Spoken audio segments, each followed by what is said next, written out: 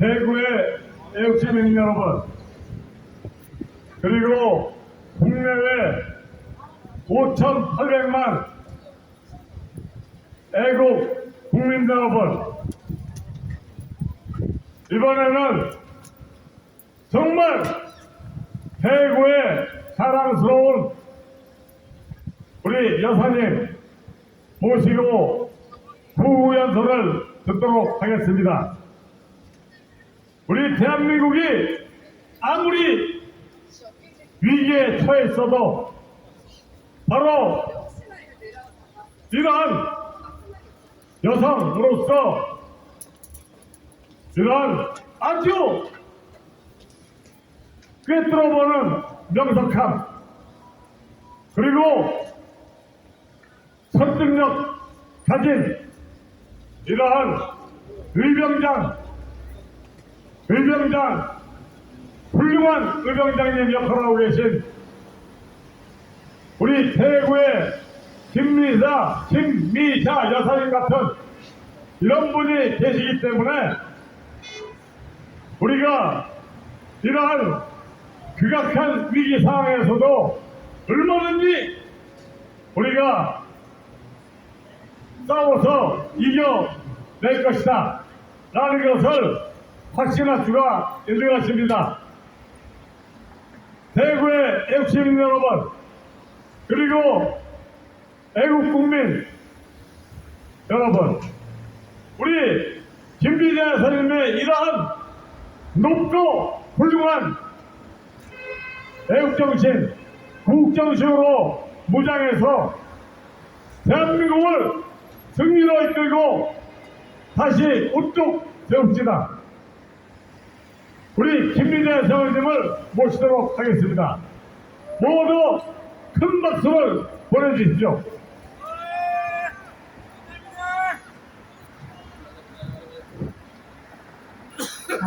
교수님께서 너무 이렇게 발달을 하셨는데요. 저는 평범한 대구 시민입니다. 나라가 지금 어려운 상황에 있기 때문에 저같이 평범한 사람들이 나와서 그래도 최소한 진실이라도 외쳐야 되겠다 싶어 나온 것입니다. 저는 자유대한민국 국민 김미자입니다. 오늘도 지난번에 이어 박근혜 대통령님께서 더 중앙 플러스에 올리신 회고록을 읽어드리겠습니다. 발걸음을 잠시 멈추시고 경청해 주시면 대단히 감사하겠습니다. 제목, 통진당 해산 반대한 문재인, 위기 때 실체 드러나는 법, 박근혜 대통령 회고록 9편. 2013년 8월께 국가정보원으로부터 긴급 보고를 받았다. 통합진보당의 경기동부연합을 중심으로 이석기 의원 등 100여 명의 인사가 이른바 지하혁명 조직 RO를 조직해 전국적 총파업과 무장봉기를 준비하고 있다는 충격적인 내용이었다. 이들은 통신유류시설 무력화, 유사시 파출소 습격, 총기 무장 등 무장혁명 투쟁까지 준비했고, 심지어 중국에서 북한 인사와 접촉한 사실까지 확인된 상태였다. 통합진보당은 원내 13석을 가진 제3정당이었다.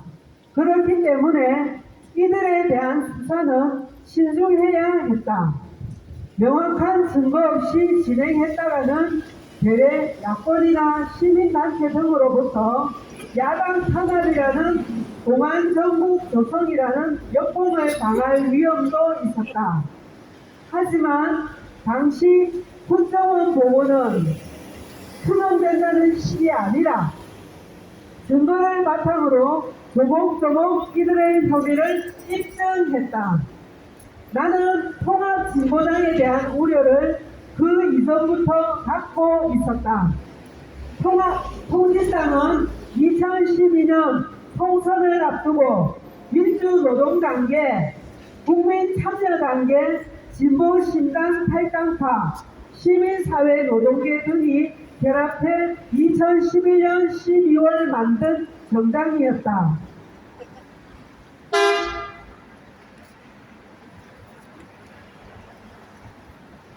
총선에서 13석을 얻는 성적을 거뒀지만 선거 직후 비례대표 후보 부정경선 논란으로 내홍, 집단이나 조직의 내부에서 자기들끼리 일으킨 분쟁에 빠졌다.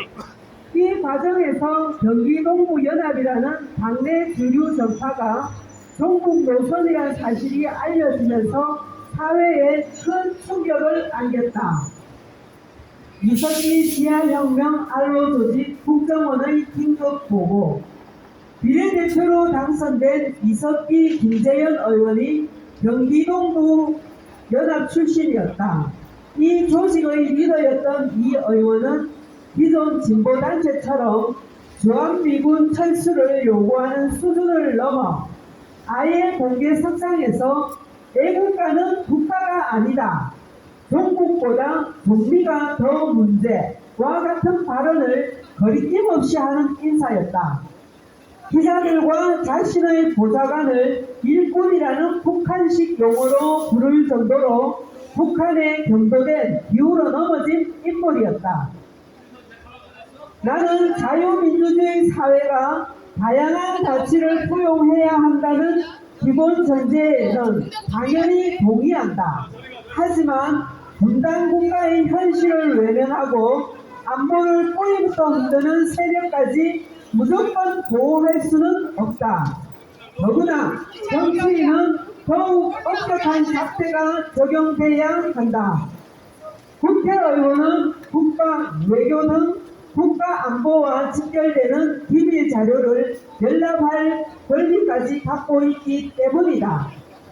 이들이 확보한 자료가 북한에 넘겨질 가능성도 배제할 수 없는 만큼 2012년 총선 직후부터 경기동부 연합 출신 정치인들이 국회에 들어오는 것을 막아야 한다는 목소리가 커졌다. 함언이 확산하던 2012년 6월, 나는 이에 대한 입장을 묻는 기자들에게 국회라는 곳이 국가의 안위가 걸린 문제를 다루는 곳인데 기본적인 국가 간을 의심받고 또 국민도 불안하게 느끼는 사람들이 국회의원이 돼서는 안 된다.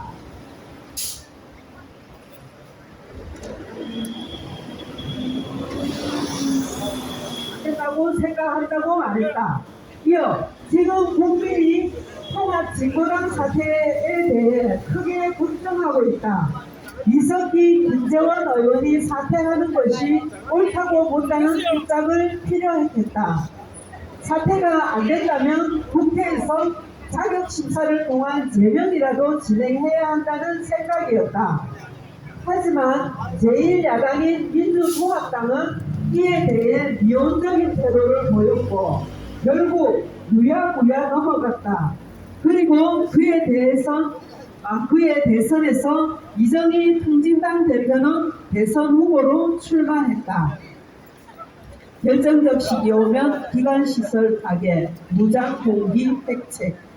국정원은 내게 관련 보고를 한 뒤인 2013년 8월 28일 통진당에 대해 내란 음모 혐의로 전격적인 압수수색을 벌였다. 통진당에 대한 수사가 만천하에 공개된 것이다. 이어 9월 4일 국회에서 이석기 의원에 대한 체포동의안이 통과됐고 국정원 요원이 국회의원 회관으로 찾아가 이 의원에 대한 강제 구인을 실시했다.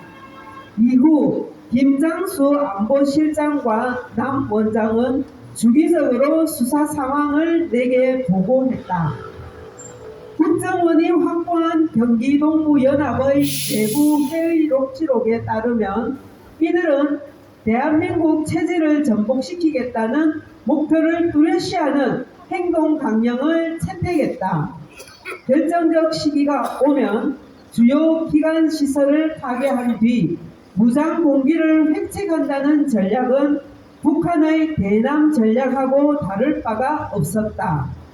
특히 주목해야 할 대목은 한국의 진보 정당을 장악한 뒤 적극적으로 의회에 진출해 결정적 시기를 준비하겠다는 내용이 들어 있었다는 점이다. 그러니까 이전까지는 권력 체제의 외부에서 투쟁했다면 이제는 활동의 중심을 국회에 옮긴다는 얘기였다.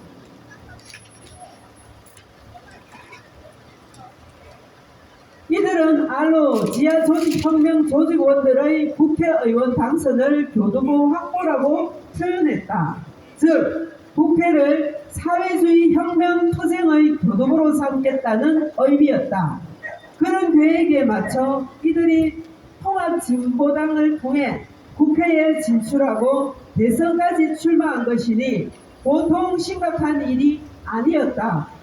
1948년 재헌의회 이래 국회에서 여러 일이 있었지만 애국가를 안 불러도 그만이고 국기에 대한 경례도 거부하고 6.25 전쟁이 남침인지 북침인지 알 수 없다는 정치 세력이 국회에 들어온 적은 없었다.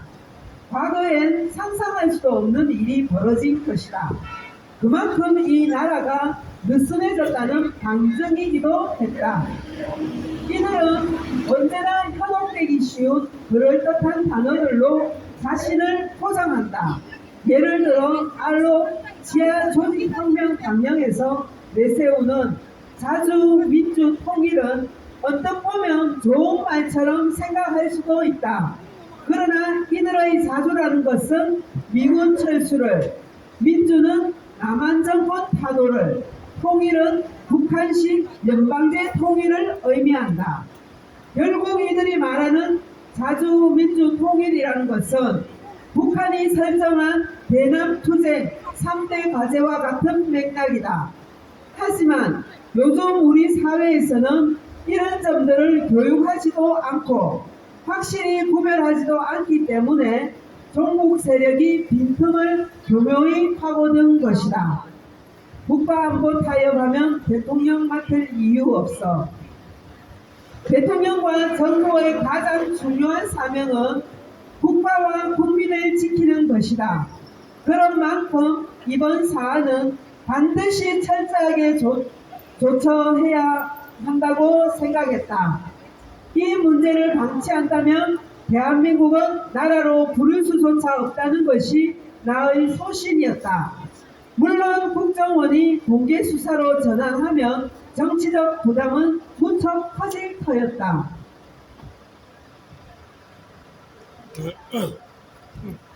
야당에서는 과거 사례 등을 들어 야당 탄압이나 공안정국 등을 주장하며 대여 공세에 나설 것이 뻔했다.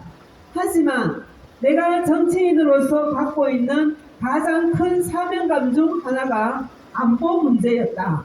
안보에 대해선 타협하거나 야당의 반발이 우려돼 할 일을 피한다면 내가 정치를 하거나 대통령을 맡을 이유가 없다고 늘 생각해왔다. 그래서 나는 과거 한나라당 대표 시절에 노무현 정부가 국가보안법을 없애겠다고 했을 때 주위의 만류에도 불구하고 추운 겨울에 장외 집회를 이어나간 것이다. 노 대통령이 서해 북방 한계선 NLL은 우리의 영토선이 아니라며 대북 유화적 자세를 취했을 때 서해 교전에서 NLL을 사수하기 위해 전사한 6명의 장병은 무엇을 위해 싸운 것이냐고 강하게 비판했다. 나중의 얘기지만 2016년 한일 지소미아 군사정보보호협정을 체결했을 때도 마찬가지다. 논란이 있을 텐데 이것을 해도 괜찮을까? 찬반 여론이 어느 정도일까를 고민하기 시작하면 모든 것이 다 부담이 될 수밖에 없다. 결정에 따르는 비난을 염려하기보다는 최선을 다해 설득하고 어떨 땐 일부의 반대에도 강행할 수밖에 없는 경우도 있다. 덧붙이자면 논란이나 반발이 예상되는 정책을 추진할 때는 올해 참모진에서 조금 늦추자거나 조금 조율하자는 식의 신중론이 나오기 마련이다. 정면으로 반대하는 의견이 나올 때도 있다. 그런데 이석기 전 의원과 통합진보당 문제에서만큼은 이견이나 반대가 나오지 않았다. 그만큼 이 문제는 국가의 근간을 흔드는 사안이기 때문에 모두가 위기의식을 가졌던 것 같다. 국정원이 압수수색을 시작하자 통진당은 격렬하게 반발했다. 압수수색 당일 종적을 감췄다가 이튿날 나타난 이석기 의원은 진보민주 세력을 탄압하려는 국정원의 날조 조작 사건이라며 잡아댔고 당 차원의 항의 집회를 이어갔다. 어느 정도 예상된 반응이었다. 해방 이래 친북, 종북 세력은 한 번도 스스로 혐의를 인정한 적이 없다. 그렇기 때문에 국정원도 몇 년에 걸쳐 엄밀하게 조사를 벌여 증거를 확보한 것이다. 공개수사로 전환한 법무부는 정당 해산 심판 청구를 검토하기 시작했다.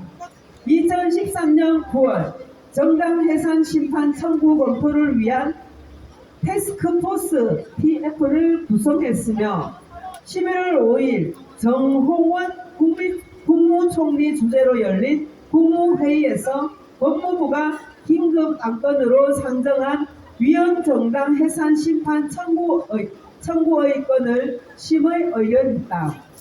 법무부는 통합진보당 소속 국회의원의 의원직 상실, 정당 활동 정지, 가처분 등을 청구하면서 이석기 의원이 주도하는 혁명적 급진 민족해방 NL 세력이 과거 민족민주혁명당, 민혁당 시절의 종북 이념을 통진당에서 유지하고 있고 그 목적이 북한의 대남 혁명 전략과 같다고 밝혔다. 헌법재판소법 제55조 정당 해산 심판의 청구에 따르면 정당의 목적이나 활동이 민주적 기본 질서에 위배될 때는 정부는 국무회의의 심의를 거쳐 헌법재판소에 정당 해산 심판 청구를 할 수 있다고 명시돼 있다.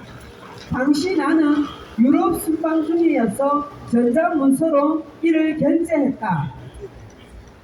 애초부터 통진당 해산이라는 시나리오를 짜놓고 시작한 일은 아니었지만 법무부의 건의에 따라 정당 해산 심판 청구까지 진행되면서 여론의 관심은 더욱 커졌다.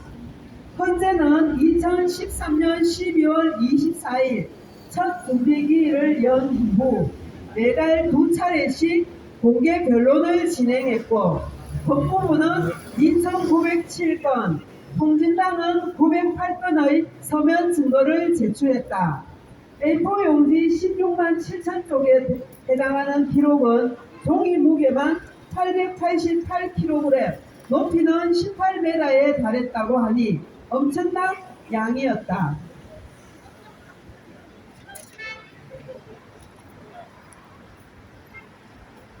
법무부는 18차례에 걸쳐 변론을 진행했고 2014년 11월 25일 최종 변론에서 정부를 대표한 황교안 법무부 장관은 작은 개미굴이 북 전체를 무너뜨린다며 통합진보당의 해산을 요구했다.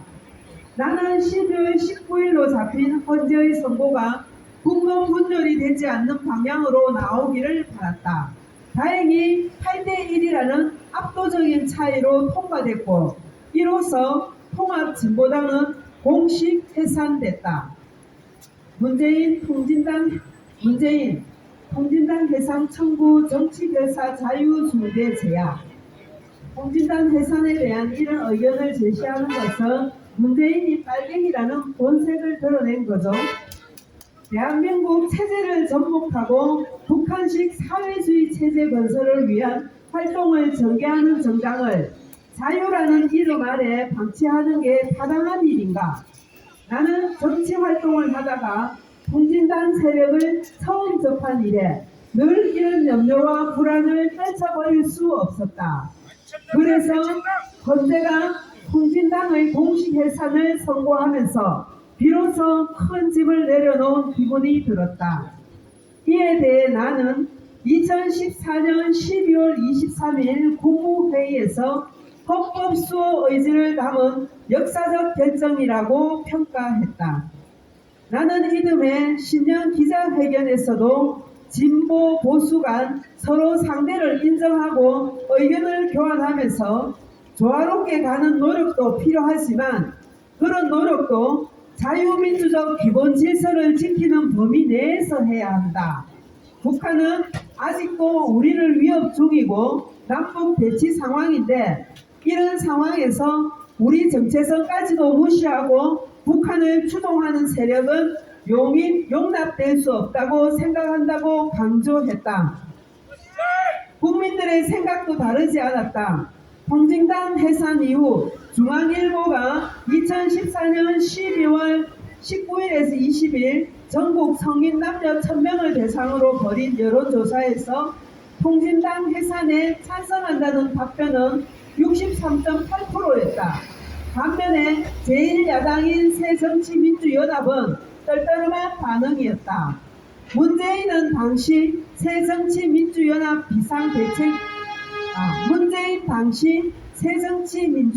비상대책위원은 12월 10일 열린 당 비상대책회의에서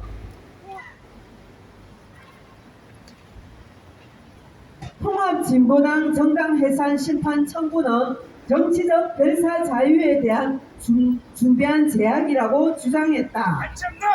사실 이전 수사 단계부터 야당에서는 1950년대 미국의 메카시즘에 빗대어 박근혜 정부가 무고한 자들에게 빨갱이 사냥을 벌이고 있다는 식으로 폄하하는 목소리가 나왔다.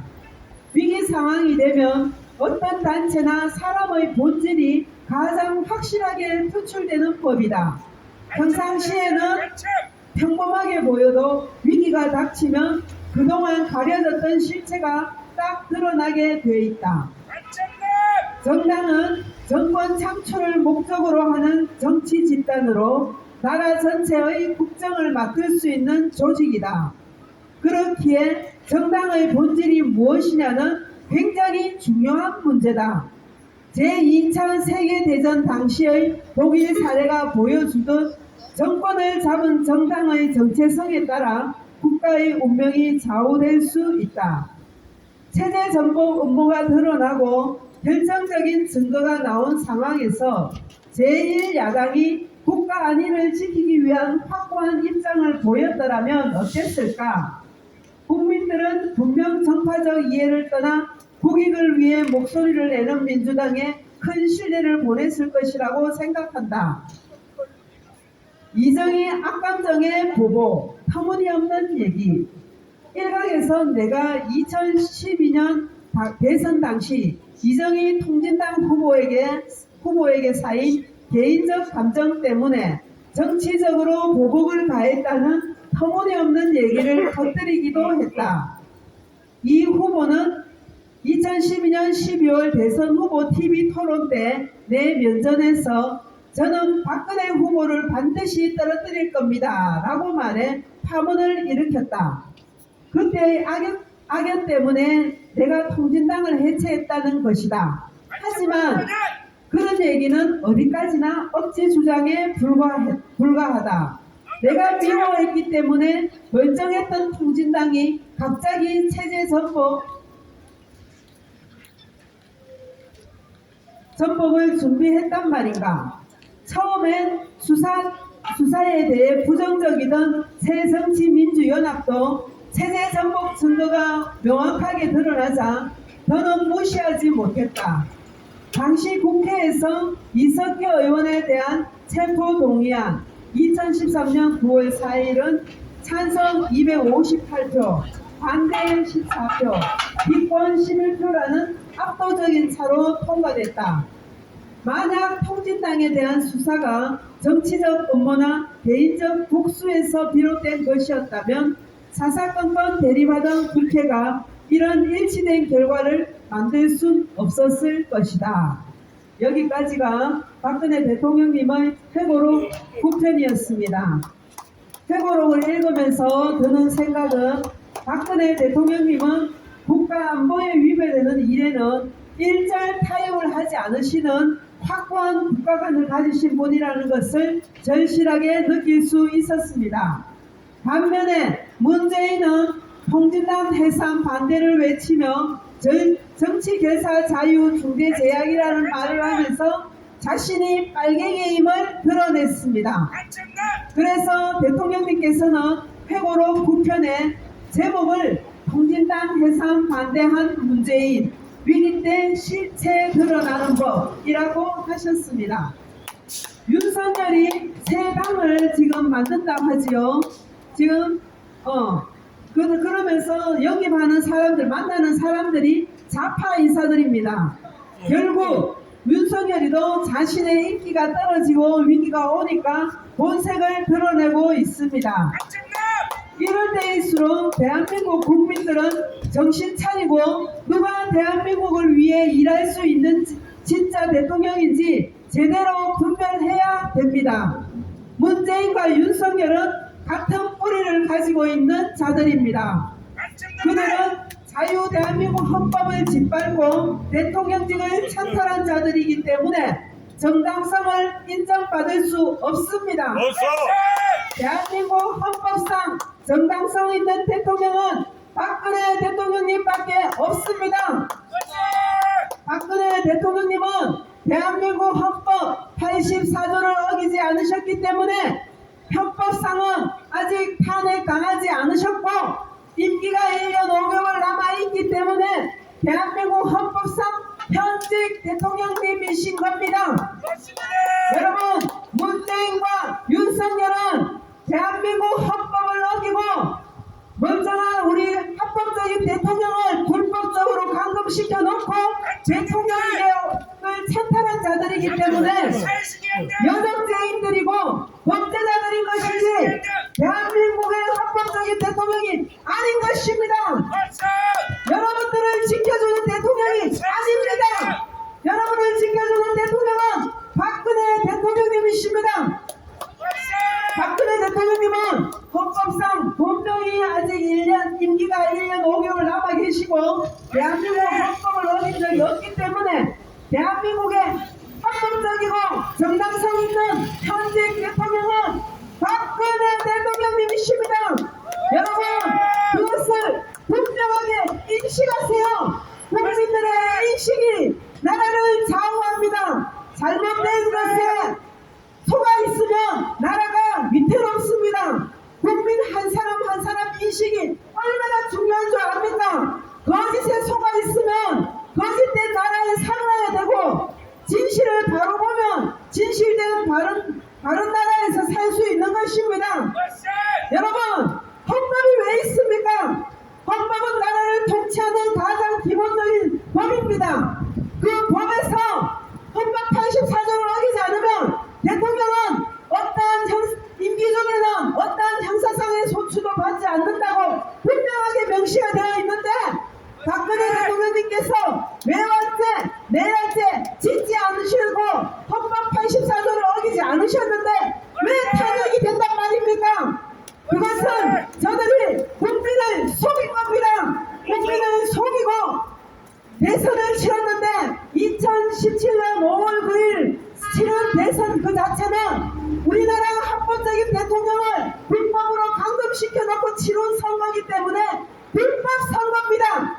그래서 그거는 대한민국 헌법상 정당성을 인정받을 수 없고 무효가 돼야 되는 것입니다. 생각해보세요. 여러분 따질 때 뭐로 따집니까? 전부 다 법 아닙니까? 가장 기본적인 헌법, 그것도 우리나라 국민 51% 이상이 뽑은 대통령을 죄도 짓지 않은 대통령을 감금시켰는데 그러고 치러진 불법 대선에서 국민들은 그래도 나라를 살려보겠다고 대선에 참석했지만 그 대선 자체가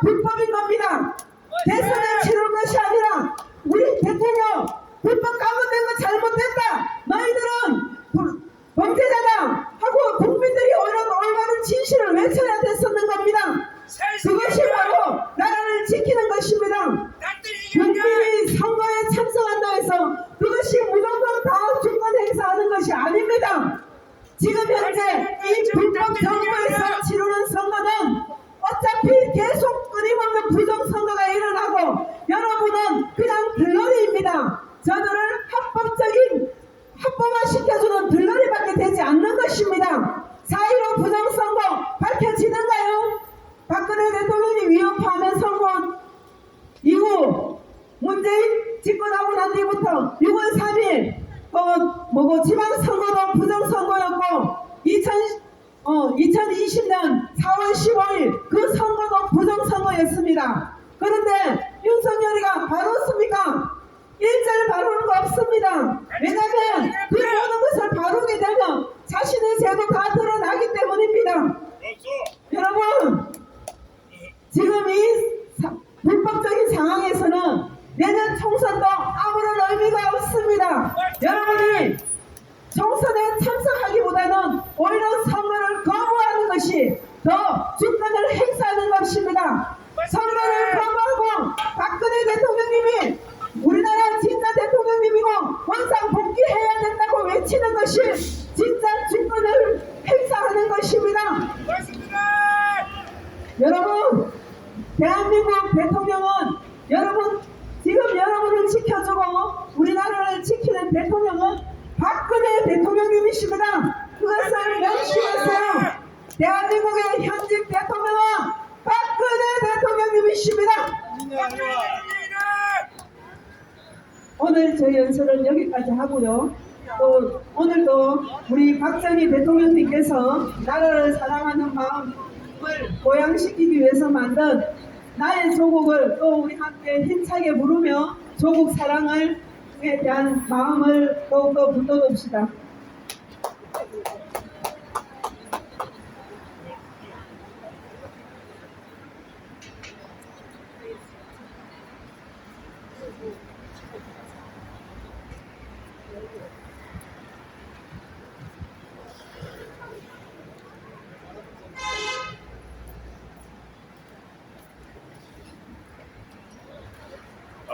그건 좀 우리 박정희 대통령님 그리고 박근혜 대통령님 그리고 나라 사랑하는 마음으로 함께 나의 조국 힘차게 부르십니다. 나라가 있어야 우리 가정도 있고 내 개인도 있는 것입니다.